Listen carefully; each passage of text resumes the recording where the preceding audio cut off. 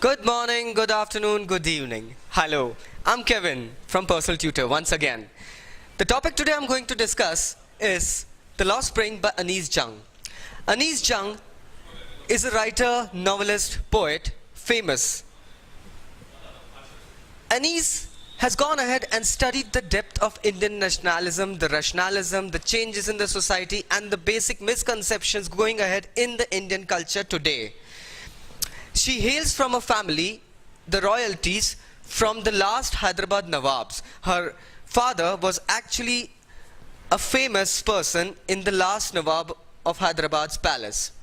Anees goes ahead and sarcastically comments at the weaknesses that our Indian society today has. Anees has worked more on the topic of child labor as well. This, my friends, The Lost Spring is actually a topic, a story where Anees encounters two childhoods, both coming from different backgrounds, yet their dreams shattered due to the abolished system of child labor in our country. My friends, if we go ahead and talk about child labor, India has been suffering from this disease since last millennia. Kids have been shattering their dreams. They have been surpassed by elders. We can call it due to the circumstances, the conditions that the poor live in. The two main characters in this story are actually two kids who go ahead and try to go ahead and tackle the socio-economic conditions. I would use socio-economic because they hail from poor families. One belongs to a family, a famous Bangladeshi family, who actually lost their everything in the flood, the calamity, the cyclone. They came to the area called Sonipat near Delhi, yet they were going ahead and having different life forms that were not at all desired by a child of their age. The first kid that we'll be speaking about is Sahib-e-Alam, who was a rag picker. Sahib, as we say, the name goes ahead and speaks out, means the ruler of the world. Yet, to the contrast of this, they settle down in a place in the shanty slums of Simapuri, and they end up losing their fields and farms and home in the country of Bangladesh and coming back here to Delhi. Sahib ends up becoming a rag picker, my friends. Yes, the rag pickers, the kids that we see across the road picking up rags for living. When Anees saw this kid picking up rags, inquired more, came to know that these kids pick the rags not just to go ahead and sell it as waste, but they also aspire to get a rupee or two in those rags. They do not think about anything else rather than own happiness. Yet, so this was Sahib going ahead. Every morning, he used to come and scorch gold in the neighborhood. Now, gold is actually something desired by a kid to be found in the garbage. To Sahib, anything precious to him was gold. Later on, Sahib actually goes ahead and starts working at a tea stall. The contradiction in the story here comes that although Sahib was earning 800 rupees a month, my friends, just 800 rupees a month at the tea stall, the kid actually went ahead and missed the freedom he carried being a rag picker. This is what is the story of almost every poor kid in India is. The depth of grief that they bear upon their shoulders is not compared and can never be. From being a rag picker to working at a tea stall, we may find it to being a peaceful and a delightful option and a decent option as well. Yet, Looking into the depth of the child's mind and the heart, we find him going ahead and missing the freedom he had while working as a rag picker. The poor little kid was bound. He was bound by the order of slavery at the tea stall. He couldn't roam around on his own. He couldn't see the nature anymore. He couldn't hear the birds chirping. He couldn't see the winds blowing and the trees swaying out there. He was bound at that puny little tea stall. This was Sahib, who actually went ahead and lost his freedom by taking a proper job. The second character is about again a kid named Mukesh, who hailed from a family of bangle makers. My friends, Firozabad is a county near Delhi, is quite inhabited by almost 20,000 children being part of the glass industry. 20,000 kids working in the glass industry in the dark shanty rooms, blowing in the glass tubes and almost ending up being blind in their adulthood. Mukesh here again hails from a family of bangle makers, and his father was blind, his grandfather as well as blind, and great grandfather a blinder too. Mukesh too feared the same fate. Since the kids have to go ahead and work in close proximity with toxic substances near the furnace, they end up losing their eyesight due to the heat in the early adulthood, my friends. Mukesh really was saddened by the fact. Yet, he knew that the burden of running the family was upon his tiny shoulders. Since his father and grandfather, they were all blind, this poor chap of ours had to go ahead and work in day and day out. He had to go ahead and bear the responsibilities of his family, my friends. He used to work in a shanty furnace room, yet they couldn't go out and enjoy the freedom because they had their debts upon them to be fulfilled. My friends, poor kids in India nowadays are actually surrounded by a trap created by the politicians, the policemen, the middlemen, and the bureaucrats even. They are looked upon as if not necessary for the society.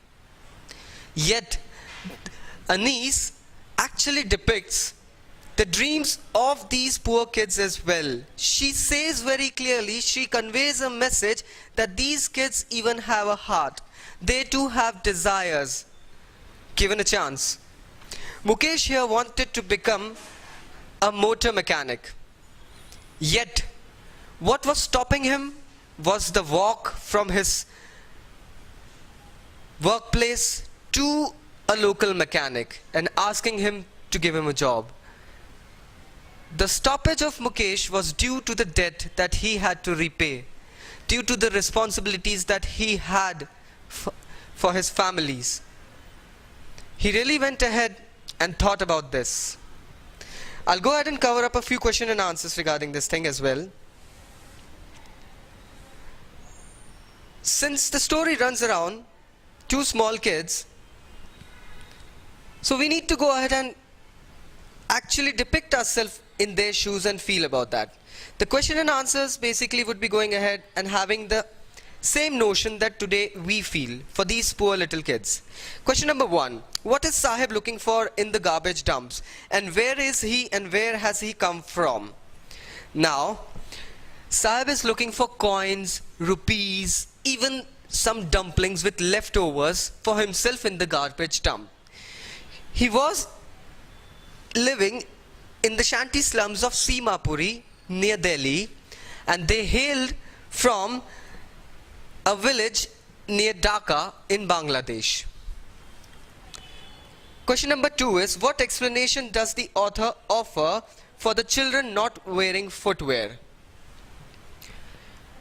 Friends, actually children not wearing footwear is a traditional practice that is being occurring in our country since ages. If we visit villages, we wouldn't find much more kids wearing footwear and running around. They roam around barefooted. Yet, the author also goes ahead and mentions it to be a curse since they cannot afford one. She has actually gone ahead and balanced the curse and tradition together in the answer. Is Sahib happy working at the tea stall? Kindly explain. My friends, as I gave you a brief of this story, we can clearly see that Sahib was not enjoying his work at the tea stall, although getting 800 rupees fixed salary to help his family. He lost his freedom. He lost the joy of roaming freely as a free man. He actually went ahead and found himself bound by the chains of work upon his shoulders. So the crux is that Sahib was not happy.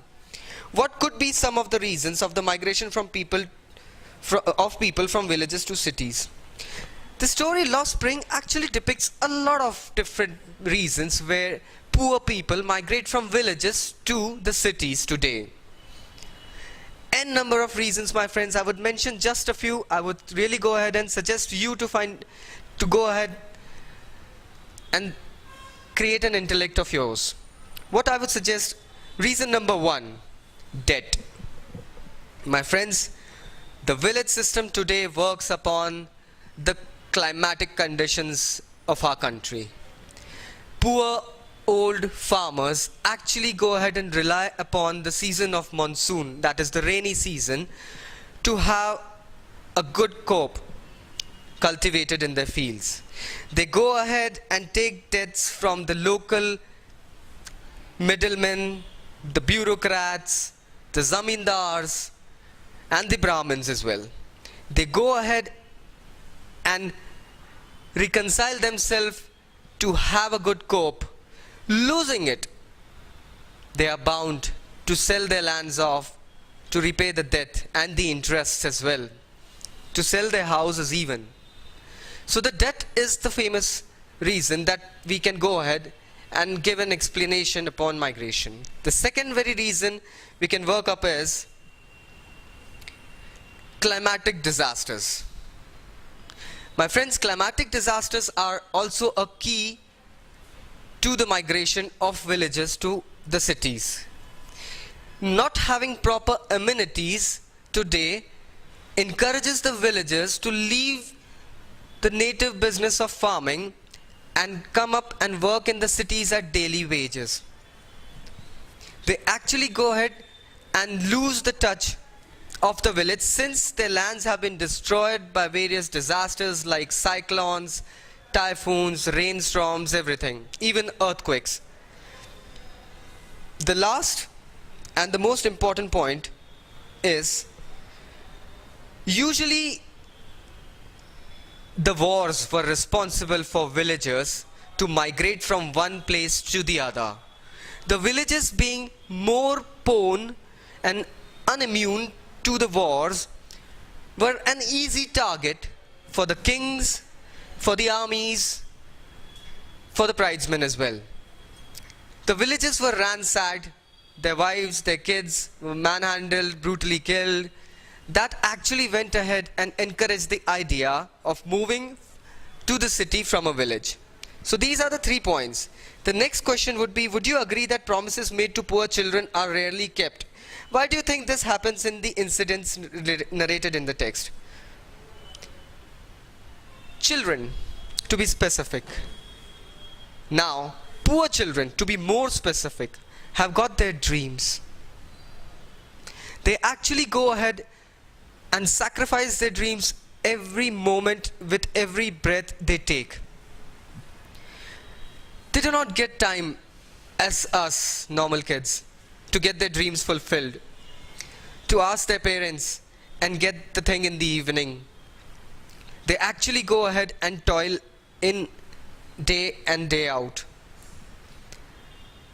They have to sacrifice. They really have to go ahead and forget their dreams. Making promises to these poor kids and not fulfilling them actually gives them more pain rather than providing them an empathy. Anis here, once interacting with Sahib, reconciled him by saying that she is going to open a school and Sahib can come and study anytime he wants in the school that she is going to open. Later she realizes that she had given a hope to the kid which actually was not working up. Anis here was taken aback when one fine day Sahib came to her and asked about the whereabouts of the school that she was going to open. Remember, my friends, this poor rag picker was so anticipated with the fact that he was really awaiting the author here to open a school of her own so that the real kid, the small baby, could go ahead and study. The author was so taken aback with this fact that she actually makes the point that making false promises to the poor kids is actually a wrong notion. The next question is, what forces conspire to keep the workers in the bangle industry of Firozabad in poverty? The bangle system. The unfavorable social and legal systems that people actually go ahead and have right now is actually affecting the poor people involved in the bangle factory in Firozabad. The politics, the bureaucracy, the middlemanship, the debts, and the overlooking of these people by the government is actually the prime reason that keeps them in the shackles of this industry. How, in your opinion, can Mukesh realize his dream? I'll be giving you a model answer, my friends, for just reference. You can actually go ahead and, write it in your own language as well. Mukesh needed to take a step and move into the garage and just ask the garage fellow to give him a job and let him work at his place so that one fine day he can drive a car. Mukesh needed willpower for that. Mukesh needed strength. Mukesh needed to move out of the shambles of the bangle industry. Above all, he needed to take a step towards that. Yet, Mukesh couldn't do that. Due to being bound by debts, due to being enslaved by the system, due to being enslaved by the family bonds and the needs that the family had, Mukesh couldn't take that step any forward. All he had to do was to get out of the place and visit the garage nearby. And the garage owner would be keeping him as a worker. That was all that he needed to do. Mention the hazards of working in the glass bangles industry. Again, I'll be giving you a model answer. You can go ahead and write it up in your own language. The glass industry requires a person to stand in front of the furnace almost for 18 hours a day. Now, my friends, this is actually a non-working condition according to the UNICEF. We need to know that working with glass and blast furnaces gives out toxic gases and substances. It even gives out little shards of glass flowing around, bursting around, thus creating a 95% result of blindness among the workers. We know Mukesh was working in the same industry, yet the fact is realized that his father was blind, his grandfather and great-grandfather were too blind. Mukesh too felt the pain of getting blind a few years later if he continues to work in the same industry. So these are some of the hazards that the workers can get. The diseases that are caused due to such industries are mainly blindness, lung diseases, sort of asthmatitis. They even encounter sudden breathing issues, They have got some cardiac issues as well as BP issues as well, that we call blood pressure. So these are a few diseases that these people go ahead and encounter. Why should child labor be eliminated and how? Child labor. We can go ahead and write up a whole essay on the topic, my friends, but I would give you a question in the depicted 50 to 100 words. Child labor has been abolished in our country since a few decades, yet the fact of eradicating the poor from the society has actually gone ahead and stopped us from removing the pain of child labor fully. We should encounter a fact and realize it that the poor men now in today's life need to work every day to get the daily wages and the food for the family. The kids, being an important asset of the family, are sent out to work at small shanty shops so that they can get some amount that would be added up in the family budget and the income, and they would be going ahead and gather the living through that. The kids are sent out because it becomes a necessity for them to move out and work. Child labor could be eradicated if we have proper measures for these below the poverty level families working around, hoping to get a bright future one day and gain a living. So taking out child labor is a process. We can't just go ahead and say that our country is child labor free. We need to work up and uplift the poorer class and then move up to the topic of child labor. As I said, I provided you a brief. You can go ahead and convert the answer into your own language. Now, how is Mukesh's attitude to this situation different from that of his family? Now, we should know that Mukesh's family belongs to the glass bangle makers in Firozabad. Even though children of such families carry a big burden of running up the show and the profession, yet the family actually goes ahead and turns the faces, since they are living in a nature of running the native business and gaining an earning for the daily lives. The family's attitude sometimes becomes neglected towards the children's dream. They actually go ahead and eradicate the child's idea of having a different heart rather than making or working in the bangle industry. Mukesh here actually was having his own will, and he exemplified it by saying that he really wanted to do that. Yet the family bonds and the bondages, the debts, the earning, the conditions actually stopped this little fellow from going ahead and fulfilling his dreams. His grandmother's words about the unbreakable lineage represents the attitude that they have towards the situation. The grandmother actually goes ahead and is bound by the family business that she actually despises the kid's dream to work in a different industry and fulfill his dreams of driving a car. So my friends, this was a brief synopsis of the chapter The Lost Spring by the famous author Anees Jung. If you want to know something more about us, just press the button about us, or you can go ahead and contact us and get the data online as well as in a pen drive. Signing off today, this is Kevin Lopez from Personal Tutor.